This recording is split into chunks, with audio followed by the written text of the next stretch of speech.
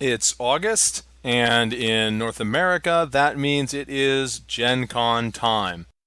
I'm heading to Gen Con this week, hoping to see a lot of you there, and that also means that it's time to do my top 10 most anticipated games of Gen Con 2022. Number 10, The Dark Archive by Paizo. Hot off the presses for the Pathfinder role-playing game, Dark Archives delves into the unknown or unexplained, cults, eldritch beings, cryptids, the paranormal, and even temporal anomalies, with 8 included adventures exploring the mysteries presented. Mulder and Scully would be so proud. Maybe they would even make characters using the 2 new base classes, the Psychic and the Thaumaturge. Dark Archive just released and should be for sale at Gen Con. 9. Catherine, The Cities of the Tsarina by Capstone Games. Capstone has been flying high on the success of Ark Nova, and their next game up, Catherine, should be available at Gen Con. In this card-driven board game, players are attempting to win the favor of the eponymous Catherine. Players do this by playing project cards to an action row and then later playing other cards to activate them. For every card, the players have to decide whether they want to gain the ability on that card or use it to fuel another card, considering the card colors available to them and what their strategy is, building residences, accumulating cannons, or investing in the arts. Number 8. Twilight Inscription by Fantasy Flight Games. There's this great phrase on the back of the Twilight Inscription box. Epic roll and write. Roll and writes are usually lighter fare, often with light themes too. But Twilight Inscription brings the weight of the Twilight Imperium universe to a roll and write. Over a couple of hours, the players, each with their own civilization-based player powers, will joust over control of the galaxy, exploring, building, and attacking across a joint set of dry erase boards. It looks like a pretty cool combination. If nothing else, it's an iteration of Twilight Imperium that I might actually have time to play. Also, I have to admit, I'm glad to see what's left of FFG releasing something that isn't just another card game expansion pack. Twilight Inscription will be available for demos at Gen Con with a projected release next month. 7. Spaceship Unity by Pegasus Spiel. Spaceship Unity suggests it will turn your entire home into a spaceship, making use of blinds, box fans, and bookshelves as starship components.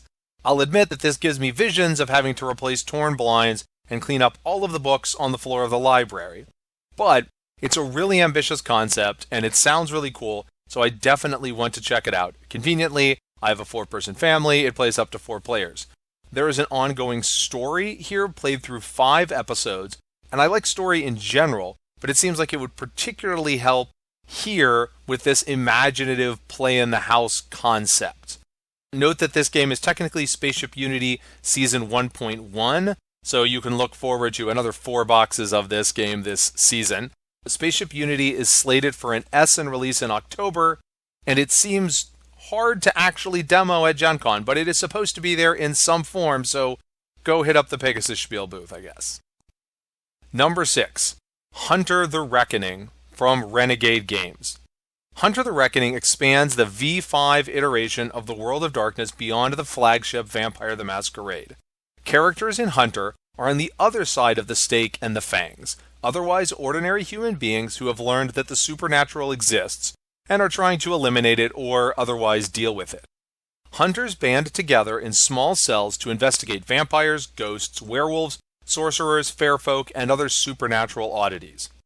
Hunter uses the same base mechanics as Vampire the Masquerade, but without that game's bevy of character powers and labyrinthine social and moral structures, Hunter presents a more stripped-down horror experience.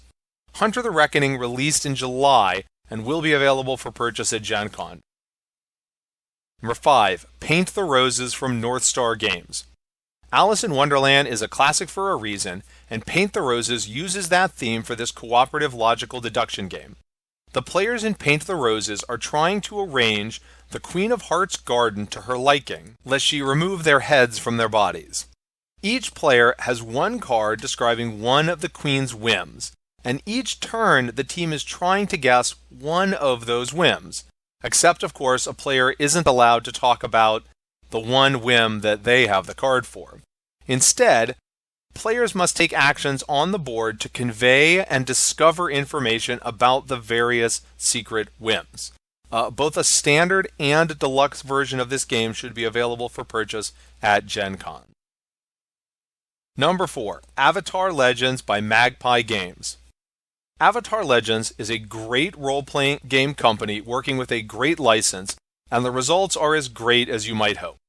Avatar Legends uses the Powered by the Apocalypse engine, including elements like conditions that Magpie first introduced in Masks: A New Generation, and has Magpie's usual focus on helping players tell memorable stories.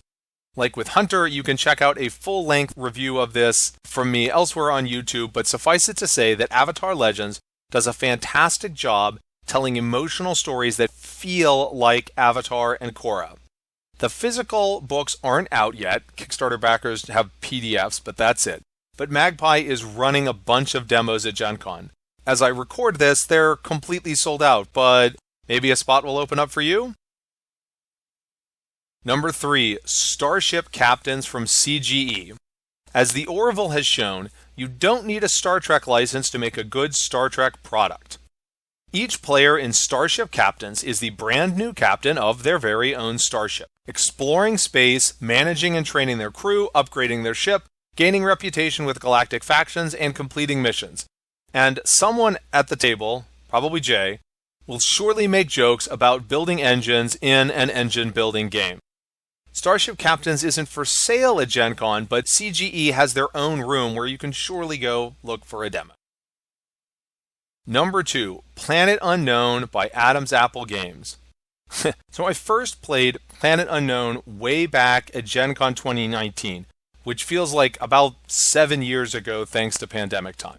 If you want to hear what I thought about it then, you can go back to Strange Assembly Podcast episode 268. But I liked it then, and I'm glad to see its release finally coming out here. In Planet Unknown, the players are competing to best terraform and develop their new planets. Planets are developed by the placement of polyominoes of various shapes, each including 2 different types of terrain.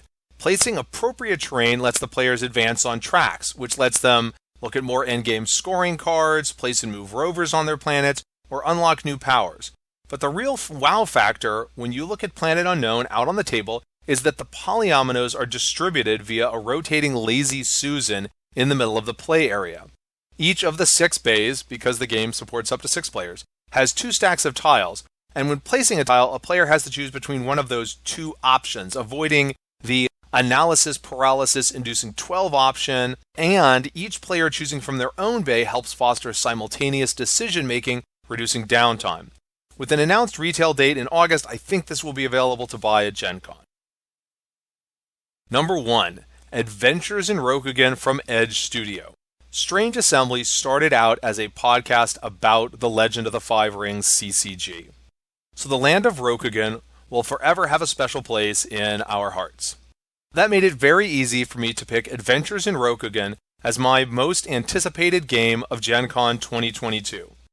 The great clans of the Emerald Empire have served the emperors for a millennium, but Rokugan now faces peril from darkness within and without.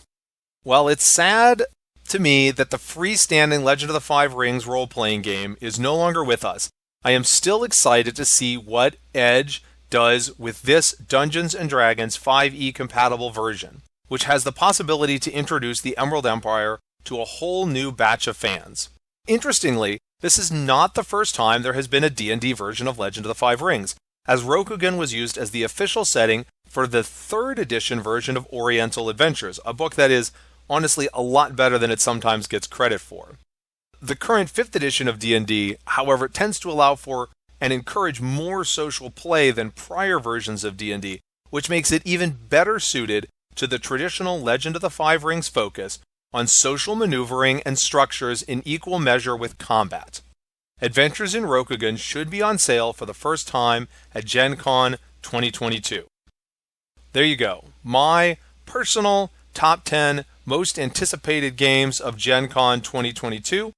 Feel free to go down in the comments section and let me know why I'm incredibly right, horribly wrong, or just what your different opinions are. I'm looking forward to seeing you at Gen Con, but until then, I'm Chris Stevenson, and this is Strange Assembly. Never stop gaming.